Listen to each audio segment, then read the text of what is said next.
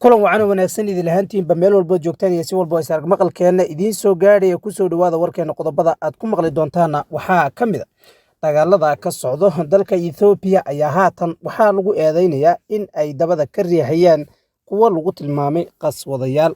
Golaha amniga qaranka ee dalka Ethiopia ayaa ku baaqay in tilaabo degdeg ah laga qaado kooxaha xag jirka ah ee isku diraya qoomiyadaha dalka Ethiopia.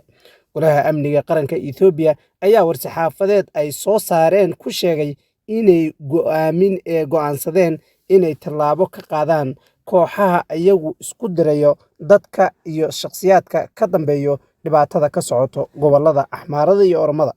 Jabhadda ururka Owele Xoreynta Oromiya ayaa sheegtay in 80,000 oo ka tirsan ciidamada federaalka iyo kuwa deegaanada dalka Ethiopia laga keenay ay haatan gudaha deegaanka Oromada si weyn uga qayb qaadanayaan ololaha ka dhanka ciidamada xoreynta ururka Oromiya. Waxaa haatan ka socdo deegaamada gobolka Oromada dagaal xooggan kaasi oo u dhexeeya ciidamada ururka xoreynta Oromiya iyo ciidamada dowladda federaalka Ethiopia. Dad u ololeynaya siyaasadda qurba joogta Eritrea iyo Tigreega ayaa bilaabay dhaqdhaqaaq cusub oo ay xilka uga tuurayaan madaxweynaha dalka Eritrea. Cities of Democracy and Peace oo hogaaminayaan xubno dhaqdhaqaaqyo cusub oo Eritrea iyo sidoo kale dhaqdhaqaaqayaasha Tigreega ayaa haatan si weyn ugu ololeynaya sidii xukunka ay uga tuuri lahaayeen gebi ahaanba madaxweynaha dalka Eritrea. Waxaa jirto in qoomiyadda Tigreega iyo sidoo kale Eritreanku ay haatan u midaysan yihiin sidii ay xilka uga tuuri lahaayeen xukuumadda Eritrea, taasi oo ay ku sheegeen inay haatan cagaha kula jirto nidaam aan wanaagsanayn una wanaagsanayn labada qowmiyadood ee walaalaha. Waxaa sidoo kale si weyn loogu bahdilay golaha xisbiga barwaaqo ee dalka Ethiopia madaxweynaha deegaanka Soomaalida oo markii labaad la kulmayo ama markii saddexaadba la kulmayo fadeexad weyn oo lagu horceebeynayo golaha dhexdiisa ama xisbiga dhexdiisa. Waxaana haatan dowlad deegaanka Soomaalida aad looga hadlayaa fadeexadii xumayd ee ra'iisul wasaaruhu uu xisbiga hortiisa ku fadeexadeeyay madaxweynaha dowlad deegaanka Soomaalida madaxweyne Mustafa Cagjar. Arrintanina ayaan si weyn ugu lafaguri doonaa halkan. Hadday tahay markaad kugu horeysay barteenan YouTube-ka aad soo boqoto channelka subscribe saar. Haddii aad horey noola sii joogtayna sii share garee barnaamijka si uu gaadho asxaab wanaagsan oo adigoo kaleeta. Ku bilowne daawadayaal, dagaalo xooggan ayaa ka socda gudaha deegaanka Axmaarada iyadoo halkaasi ay isku farasaarayaan ciidamada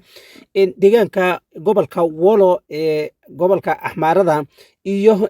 ciidamada ururka Owele oo iskarabsanaya iyo kuwa dowlad deegaanka Axmaarada iyo ciidamada Fano ee jabhadda xoreynta Axmaarada ayaa haatan waxay dagaaladu galeen maalintoodii 6aad iyadoo dowladda federaalka Ethiopia ay halkaasi ka soo saarayso baaqiyo kala duwan oo ku aadan arrinta halkaasi ka socoto. Baaq ay si wada jira u soo saareen taliyaasha ciidamada ee dalka Ethiopia iyo wasiirka amniga iyo wasiirka gaashaandhigga ee dalka Ethiopia iyo sidoo kale golaha ammaanka qaran ee Ethiopia oo ku baaqaya tallaabo degdeg ah oo laga qaadayo kooxaha xag jirka ah ee isku diyaarinaya inay isku diraan qoomiyadaha dalka Ethiopia. Golaha ammaanka qaranka Ethiopia ayaa war-saxaafadeed ay soo saareen ku sheegay in ay go'aansadeen inay tallaabo ka qaadaan kooxaha iyo shakhsiyaadka ay ku eedeeyeen inay xag jiriinta ay yihiin oo isku dirayaan ummadda reer Ethiopia. Waxayna sheegeen in go'aansadeen inay qaadaan tallaabo kasta oo lagu dhaqangelinayo sharciyan sidii dadkaasi loola beegsan lahaa ama loola tigsan lahaa sharciga. Dadkani ayaa iskugu jira la yiri ganacsatayaal iyo sidoo kale dad ayagu dana gaar ka leh dagaalka ka socdo dalka Ethiopia. Waxa ay sheegeen golaha ammaanku oo ay ku celcelinayaan in shakhsiyaadkan ka dambeeyo inay ummadda reer Ethiopia ay qoomiyad u dagaasho inay ayagu si gooni ah oo la xisaabtami doonaan. Golaha ammaanku ma aysan carabaabin cidda rasmiga ah ee haatan isku dirayso qoomiyadaha kala duwan ee Oromada iyo Axmaarada, balse waxa ay sheegeen in ay soo qaban doonaan cidda ka dambayso inay isku diraan. Dabcan ciddaasi waxaa loo malaynayaa inay yihiin ururka TPLF iyo sidoo kale qoomiyadda Tigreega oo iyadu rabto inay dagaal ka dhex aloosto labadan qowmiyadood, balse golaha ammaanku ayagu si gooni ah oo ma aysan carabaabin. ururka jabhadda xoreynta Oromiya ayaa soo shaacisay ama soo bandhigtay in ka badan 80,000 oo askari oo ka tirsan ciidamada dowladda federaalka Ethiopia iyo sidoo kale ciidamada laga soo kala aruuriyay deegaamada kala duwan ee dalka Ethiopia. dabcan ciidamadani waxaa ka mid ah ciidamada dowladdeegaanka Soomaalida oo ayagu in ka badan 10,000 oo askari u dirtay gudaha deegaanka Oromada. waxaa jirto olole weyn oo la rabo in lagu nadiifiyo jabhadda xoreynta Oromiya oo gabi ahaanba qabsatay gobolka Oromada ayaa haatan waxa ay dowladdu garwaaqsatay inay halkaasi ka soo aloosan tahay dhibaato weyn, waxayna dowladdu u dirtay ciidamo aad u tiro badan. tiradani ay soo gudbisay jabhadda xoreynta Oromiya ayaa cadaynaysa xaaladda adag ee ka jirta dowladdeegaanka Oromiya, waxayna dowladda federaalka Ethiopia maalmihii ugu dambeysayba halkaasi ku daabuleysay ciidamo aad u tiro badan, kuwaasi oo ay ku sheegtay inay rabaan inay ka nadiifiyaan ururka xoreynta Oromiya oo qabsaday goobihii dowladda, hadday noqoto kuwa dowladda federaalka Ethiopia ay ku leedahay iyo sidoo kale hadday noqoto kuwii dowladda deegaanka Oromada iyadu ay ku maamuleysay gobolkaasi. gabi ahaanba waxaa gacanta ku haya ururka xoreynta Oromiya. dadka degan deegaamada Oromada intooda badan waxay taageero weyn u hayaan jabhadda xoreynta Oromada, waxaadna arkaysaa odayaasha dhaqanka ee deegaanka Oromadu waxay inta badan buubuuninayaan ama ay wilashooda ku qasbayaan inay ka mid noqdaan jabhadda xoreynta Oromada oo iyadu la sheegay inay dhaqaale ahaan iyo sidoo kaleeto ciidan ahaanba haatan ka awood badan tahay ciidamada dowladdeegaanka Oromada, waxayna ciidamadani bixiyaan baa la sheegay mushaar ku filan dhalinyarada ku dagaalamayso ama ka garab dagaalamayso jabhaddaas. marka arrintan ayaa si weyn dowladdeegaanka Oromada looga hadlayaa. ciidamadan dowladda federaalka Ethiopia ay ku soo daabuleysay ciidamada dowladdeegaanada kala duwan ee gudaha loo soo daabulayana waxaad moodaa in dadka degan deegaanka Oromada ay ayagu si weyn oo la dhacsanayn ayna taageero weyn u hayaan jabhadda xoreynta Oromada. waxaa soo baxayo olole weyn oo la rabo in xilka looga tuuro madaxweynaha Eritrea. dad u ololeynayo siyaasadda qurba joogta Eritrea iyo sidoo kale tan Tigreega ayaa bilaabay dhaqdhaqaaq cusub oo ay xilka uga tuurayaan xukuumadda madaxweyne Afwerki ee Eritrea. Seeds of Democracy and Peace oo ay hogaaminayaan xubno dhaqdhaqaaqyo cusub oo Eritrea iyo dhaqdhaqaaqyaasha Tigreega ayaa hor kacaya ololaha xukunka looga tuurayo Afwerki. ganacsadayaal iyo sidoo kaleeto waxaa ka mid ah dad ayagu hanti leh oo jooga gudaha deegaamada Tigreega iyo sidoo kale dalka dibaddiisaba waxay inta badan dhaqaalo badan ku bixinayaan sidii xilka looga tuuri lahaa Eritrea ayaa si weyn oo la safatay deegaanka Axmaarada, waxayna u tababartay in ka badan 10,000 oo askari oo la rabo in lagula dagaalamo jabhadda Tigreega iyo sidoo kaleeto qowmiyadda Tigreega. waxay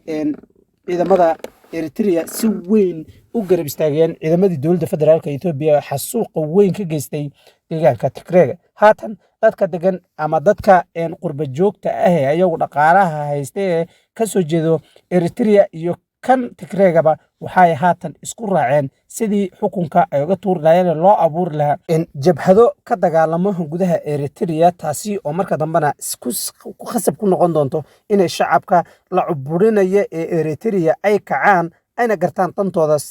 kadibna halkaasi xukunka ay uga tuuraan madaxweyne Afwerki. ugu dambeyntiina Mustafa Maxamed Cumar Mustafa Cagjar oo ah madaxweynaha dowladdeegaanka Soomaalida ayaa lagu bahdilay baa layidhi xisbiga barwaaqo gudihiisa. halkaasi waxaa maalmihii ugu dambeysayba soo baxayey hadallo iyo sidoo kaleeto warar sheegaya in madaxweyne Mustafa Maxamed Cumar iyo sidoo kale dhammaanba madaxweynayaasha dowladdeegaanada loo furay tababar kaasi oo la sheegay in uu yahay tababarka maamulka iyo sidoo kaleeto maareynta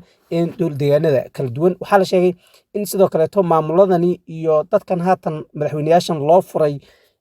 tababarka ay iyagu laga dareemay inaysan gebi ahaanba wax takhasusa u lahayn maareynta iyo maamulidda deegaanada. waxaa la sheegay in tababarkani uu qaadan doono muddo bil ah. haatan muddada bishayd waa gabagabo shirkii ugu dambeeyey ayaana la qabtay maalin dhaweeto kadibna waxaa halkaasi lagu bahdilay madaxweyne Mustafa Maxamed Cumar bahdilkani ayaa la sheegay in ra'iisul wasaaruhu maruu hadlayay uu sheegay in dadka qaar oo madaxweynayaashan dowladdeegaanada ay ka mid yihiin ayagu ay kala garan lahaayeen shaqada dowladnimo oo maalintii markii ay xafiiska joogaan ay si dowladnimo u shaqeeyaan laakiin habeenkii markay tagaan ay ka daba wareegaan commentiyada iyo sidoo kale boostiyada Facebook la soo dhigo iyo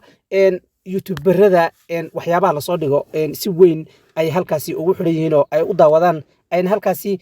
ka arkayaan oo u jawaabayaan la arkayo madaxweyne u jawaabayo qof asagu ka raadsanayo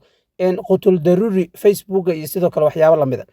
arintani waxaa loo fasirtay inuu ra'iisul wasaaruhu oo la jeedo madaxweyne Mustafa Maxamed Cumar oo inta badan ku mashquula boostiyada iyo sidoo kale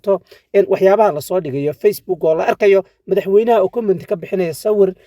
qof uu soo dhigay oo lagu dhaliilayo maamulkiisa ama lagu dhaliilayo dowladda deegaanka Soomaalida ama dowladda Ethiopia halkaasina uu comment ka bixinayo arintan ra'iisul wasaaruhu marar badan ayuu ku soo celceliyay waana arinta keentay ayaa la leeyahay in tababar loo furo madaxweynayaasha dowladdeegaanada dalka Ethiopia sifo